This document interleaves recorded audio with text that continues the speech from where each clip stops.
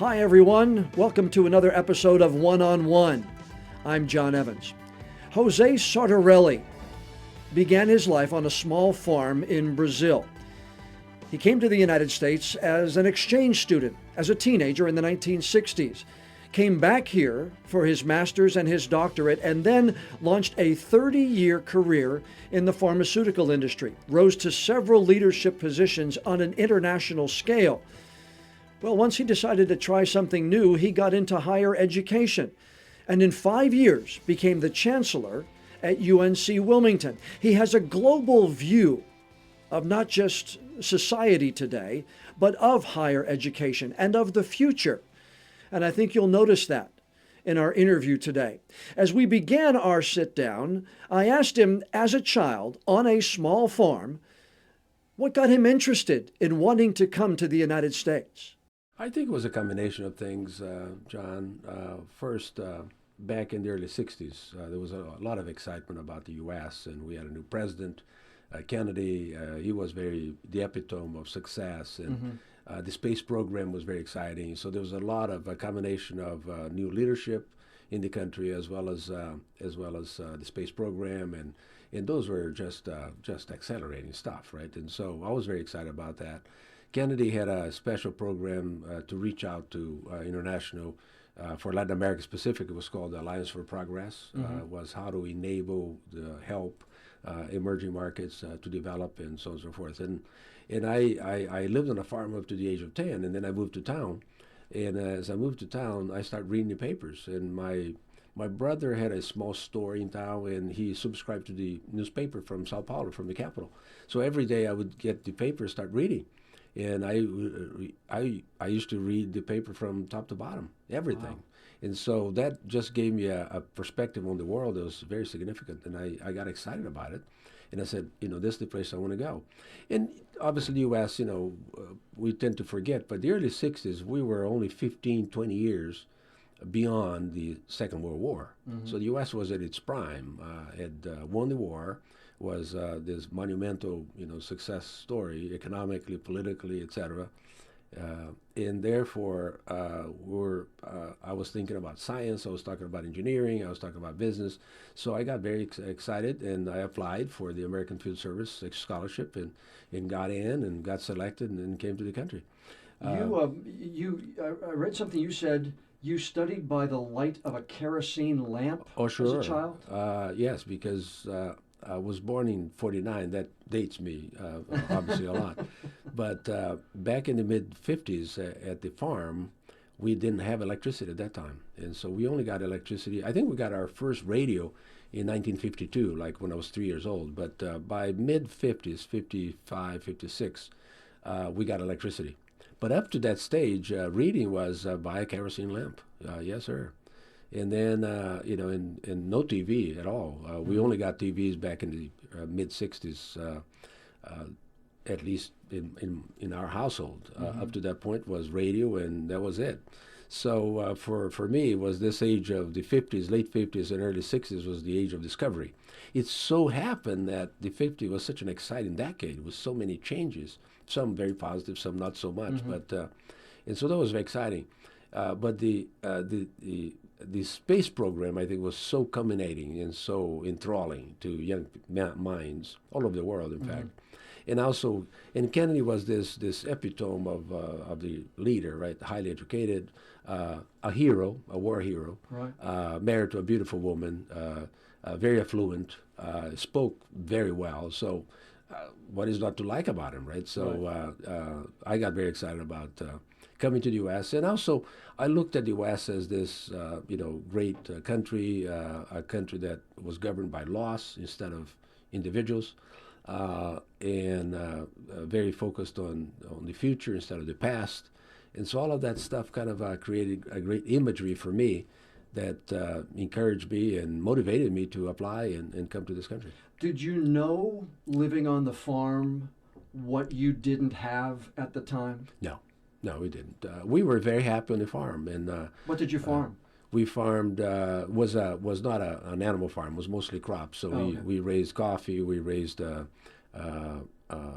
cotton. Or we raised corn. and rice, and these are dry land rice, not not swampy area rice. And so we were as happy as a lark. Our family were 6 kids, 3 girls and 3 boys, and the parents, and that was it. And we were just going at it. And we never starved or anything. We had enough food on the table, and we were dressed properly, and so on and so forth. But we didn't have any money. I mean, it was just minimal stuff. And so. Did you know the impact of government on your life at that point in time? No, we did not. We did not. And then one thing happened, I think it was 57, 58 or thereabouts.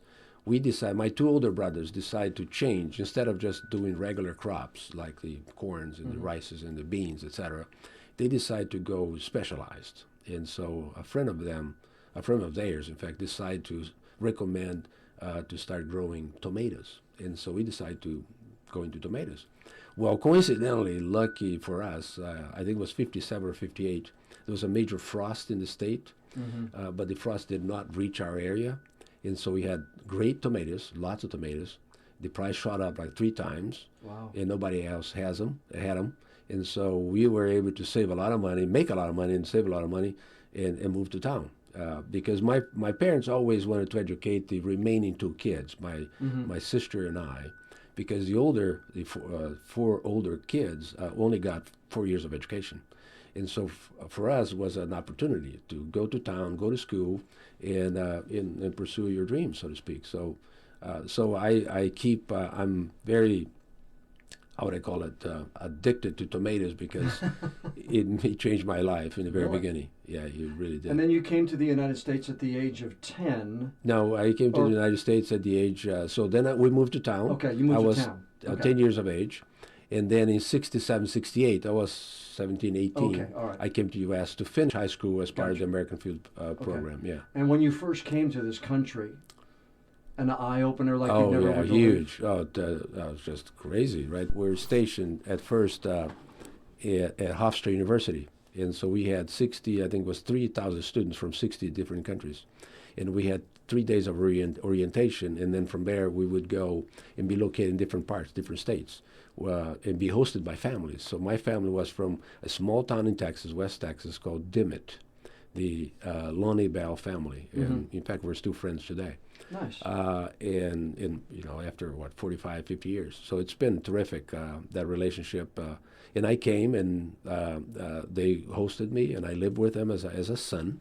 It was terrific. And so the first, and I did not speak very much English at that time. I had to, I understood it, and I read it well, etc. But to engage or articulate a conversation was very hard.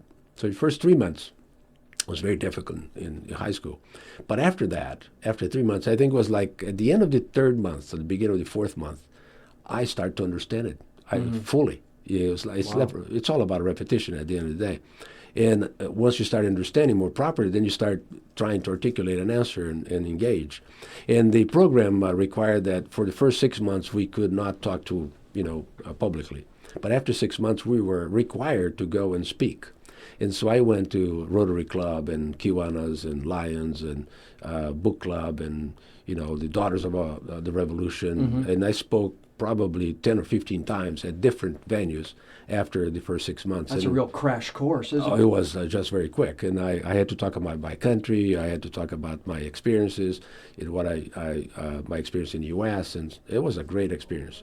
It opened up my mind, because up to that moment, I was thinking that I wanted to do engineering, because back in those days, in the 60s, it was either engineering or law school or medicine. And by coming to this country, I was able to all of a sudden say, wait a minute, there are so many other opportunities, so many other fields, so many other disciplines. And eventually I ended up going to the business school because of this trip to the U.S.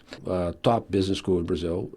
I got in, and I was helped by a family. In fact, I was teaching English to this family, and this lady eventually helped me a lot, because I applied, and I entered, I was accepted to this school and at another school. The other school was good too, but not as good. This was the top premier school in business, even today. And then I talked to her, and she said, look, you've got to go to the school. I said, well, but, I'm working as well. I'm going to school, so I don't have enough money. So I said, don't worry about it. So the next day she called me up and she said, look, I've talked to my husband.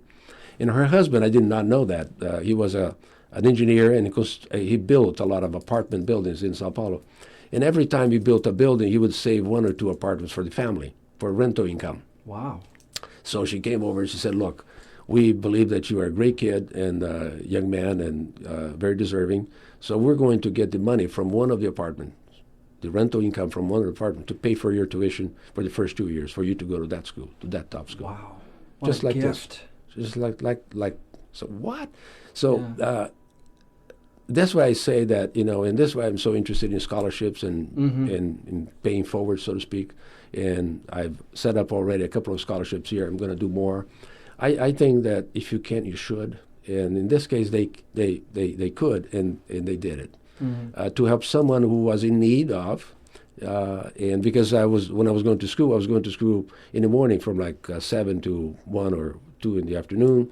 I work in a supermarket in the afternoons, and I taught English in the evenings from up to 11 o'clock at night. So you really had 3 full-time jobs? Yeah, big time. Yeah. One's studying, and the other 2 were real jobs. I continued to do that while they were helping me, and because I wanted to come back to this country to get my master's, my PhD eventually. Yeah. And at the end of the day, in 74, when I finished there, at the end of 73, early 74, I had saved $10,000, and I got a Fulbright scholarship to come.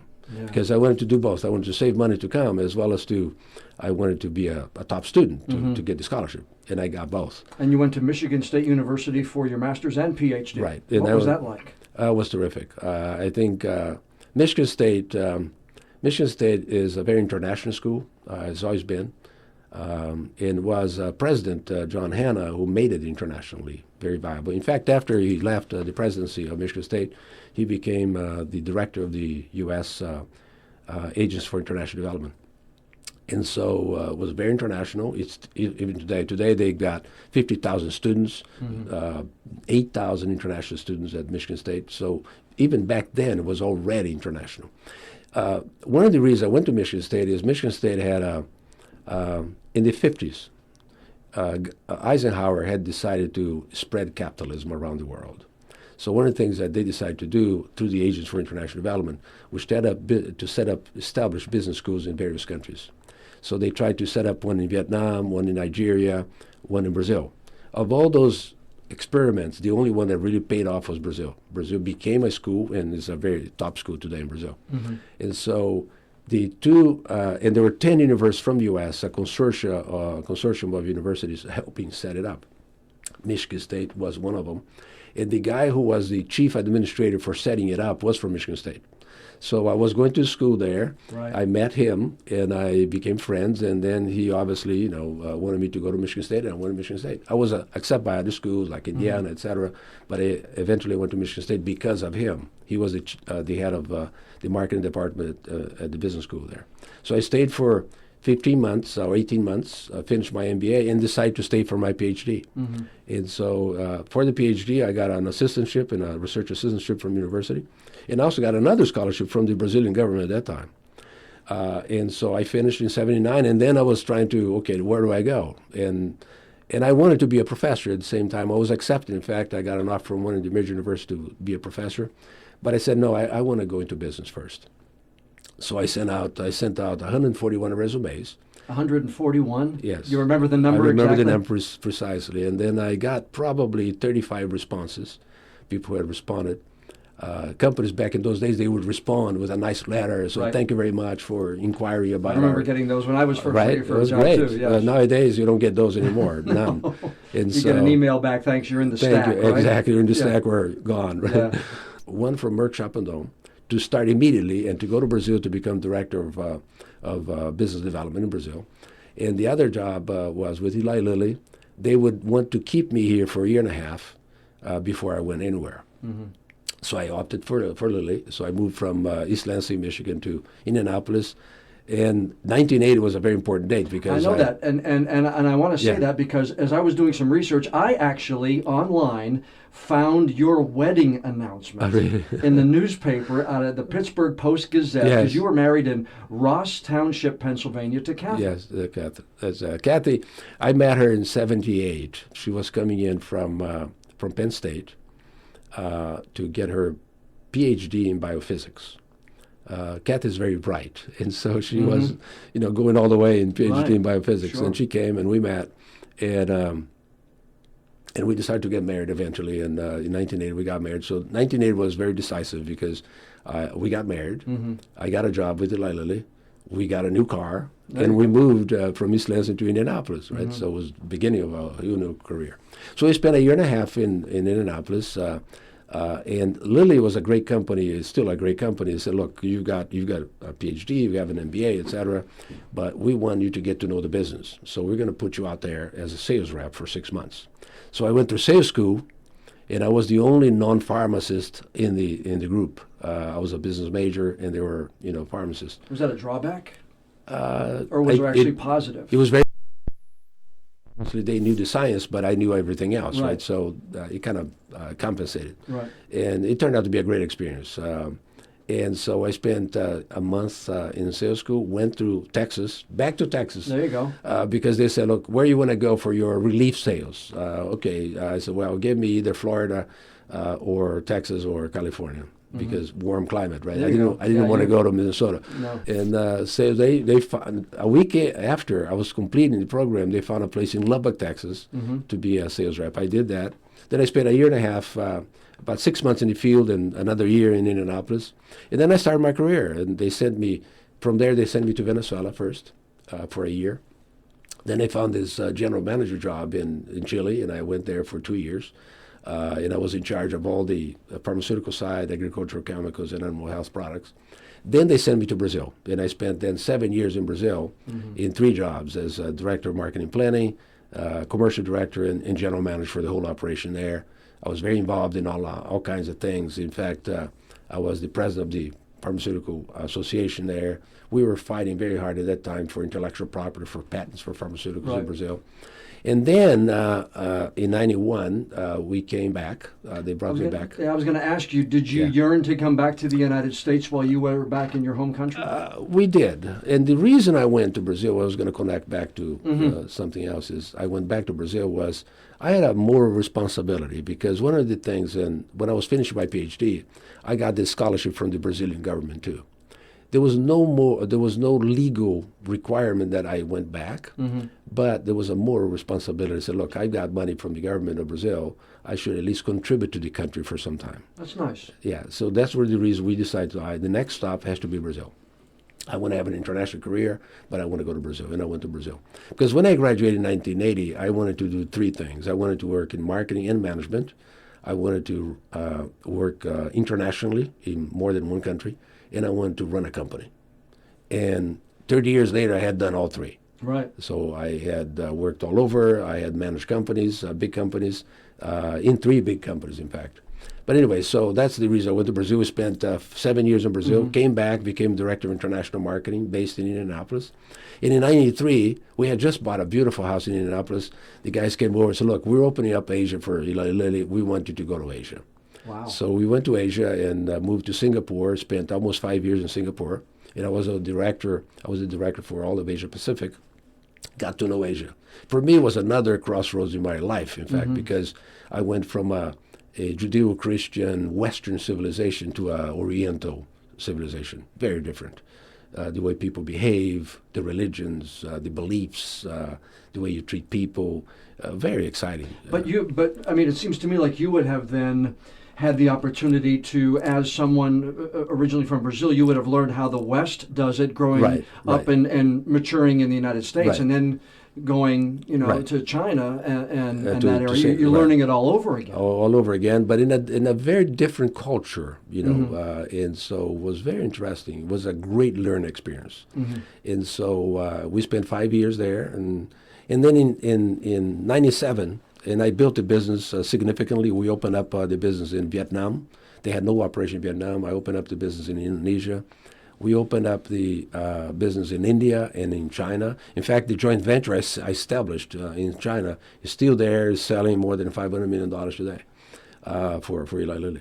So then we spent 5 years there, and then I was at that stage. This was not the 7-year itch, but it was like a 17-year itch. Right. I had been with them for 17 years. I was moving, but was not moving fast enough. Okay. And I wanted to manage more stuff. And so in 97, I was at a meeting in Phuket, Thailand. Mm-hmm. This guy from Bristol Myers Squibb came over and said, look, I've been very impressed by what you've done and for Lilly, et cetera.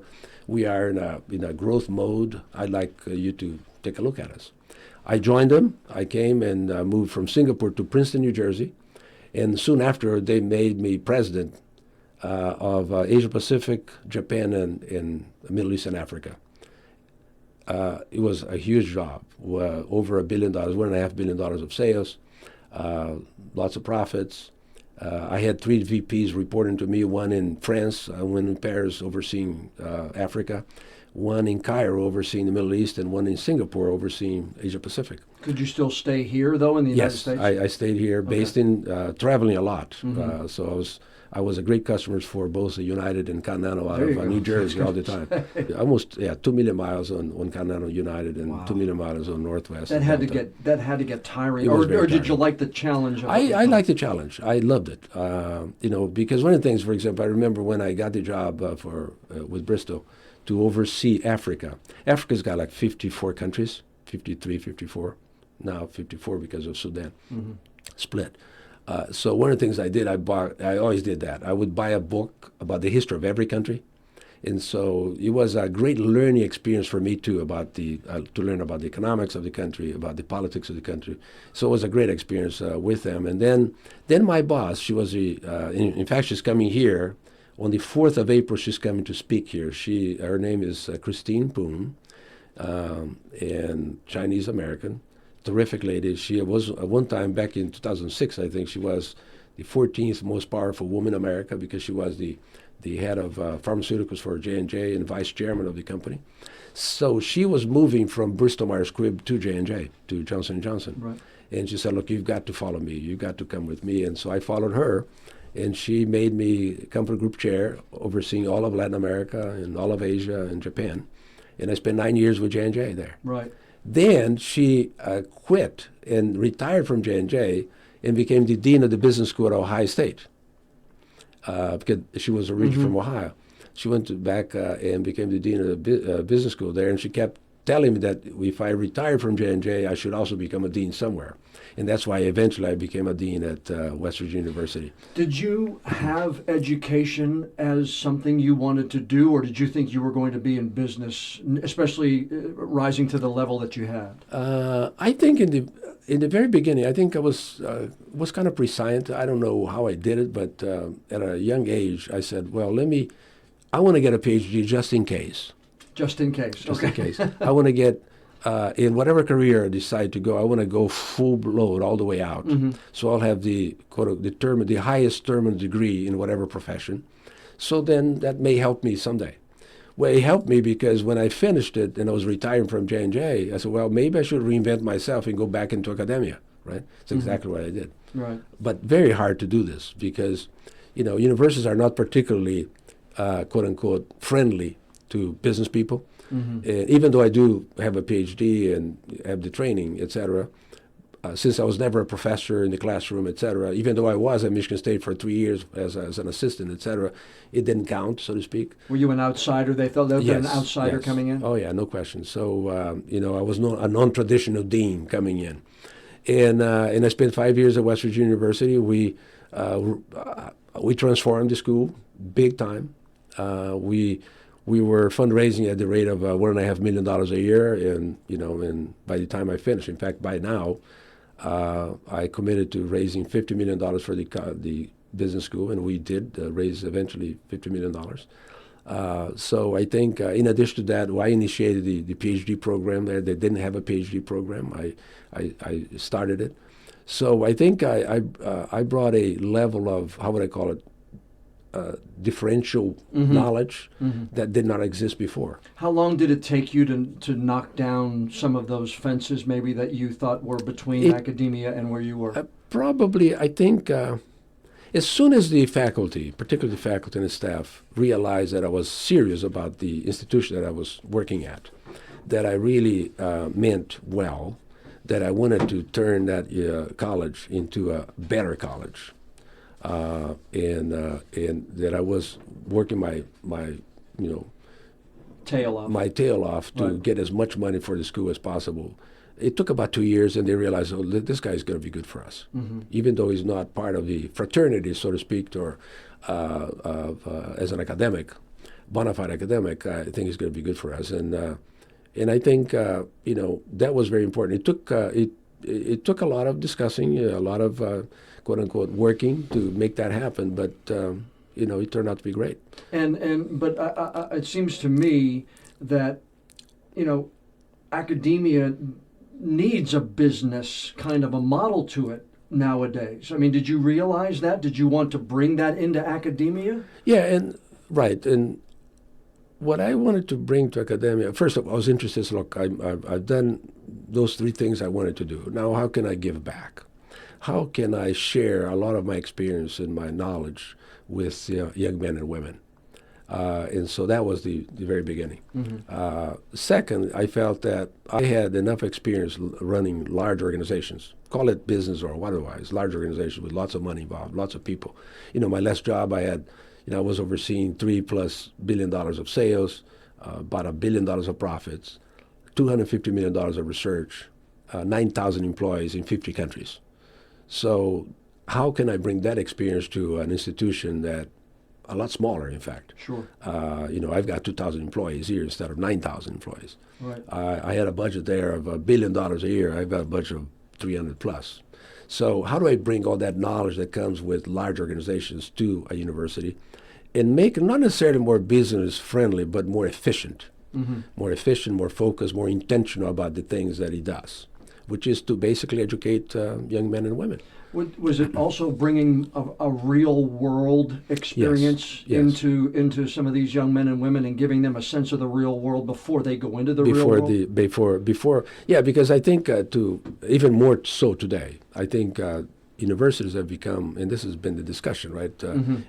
I think we've insulated ourselves too much, and we've created almost I'm not saying about our university, but in general. Campus have become very unwilling to engage. I see a campus, I've always looked at a campus as a marketplace of ideas. It's a great place for people to go and learn and be challenged in their concepts and adopt new concepts, learn more concepts, etc. And so that's why it should be. When we put a bubble over it, not good.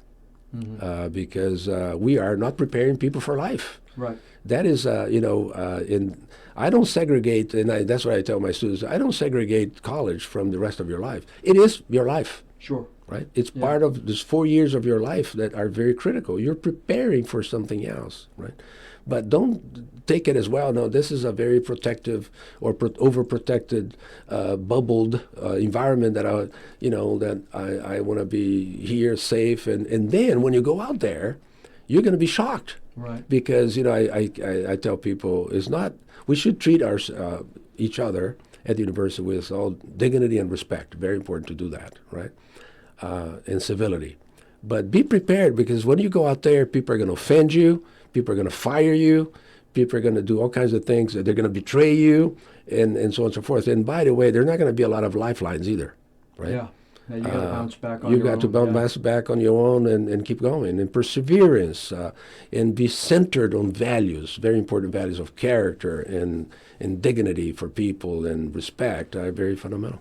One of the things I read that you wrote, and I can see, just by looking at your background and knowing some of the things that you've pushed since you've arrived in Wilmington, you said there is an unimaginable value to any classroom made up of students from different countries. Right. Because that classroom holds different ideas, backgrounds, and experiences. That is an important component of the learning experience. Right. Globally, you have really grasped the global idea, right. and right. I see that in that statement. Right. and how to do that. After all, we're all Americans, right? And so I don't, I'm not preaching global citizenship here. Right. I'm preaching, what I'm preaching is, how do we have an American citizen, if he happens to be an American citizen, with a global mindset? How do happens to have, if we have a student from Indonesia here with us, or from China, or from Africa, how do we make sure that that person, like I was one time, understands what the U.S. is, learn a lot from the U.S., as that person goes back and either transform that country or find that some of the things he's learned or she's learned here may not be applicable. But to have that ability to do that, I think is so critical. And it's a growth opportunity. It's a developmental opportunity. It's a maturing opportunity for our young men and women. Last question for you. What's the one thing you took away from the best boss that you ever had that you still do today? I think the best boss taught me, well, it's one thing, but it's three components. One is that you really have three assignments in life. You got the employees that work for you, you have your boss, and you have you and your family. How to balance those three things are very important. And to be successful in general, it requires a good balance, but it also requires a focus on your employees first. So what I do normally with all the stuff I have on my desk is I've got a bunch of stuff that has to do with my employees. Those I take care of first, because if I don't do it, it's going to stop the whole organization. Right? And so my boss, obviously, if my boss calls or interrupts me, then I'm going to attend to that very quickly too. And this is where the sacrifice comes, is that my own stuff and my family, it doesn't take a second or a third position, but it has to be done after I take care of my employees. And that's job one, because if I don't do it and I'm over busy with my own stuff, with my bosses, I overlook my people, not going to work. Because I'm there to make sure that my staff, my faculty, our administrators are doing the best they can with one job in mind, that is, how do we provide a great education to the sons and daughters of the state. Right. Chancellor, I appreciate you taking the time. Thank you. Jose Sartarelli, as you've heard, has succeeded in everything that he has done in life, in business, in education, and now in higher education. He's in charge of shaping the future, not just for the university, but for the thousands of students who walk the campus in Wilmington every day. With such a global view and an international vision for the future, those students and the university, in my view, are lucky to have him. Thanks for joining us for another episode of One on One. I'm John Evans.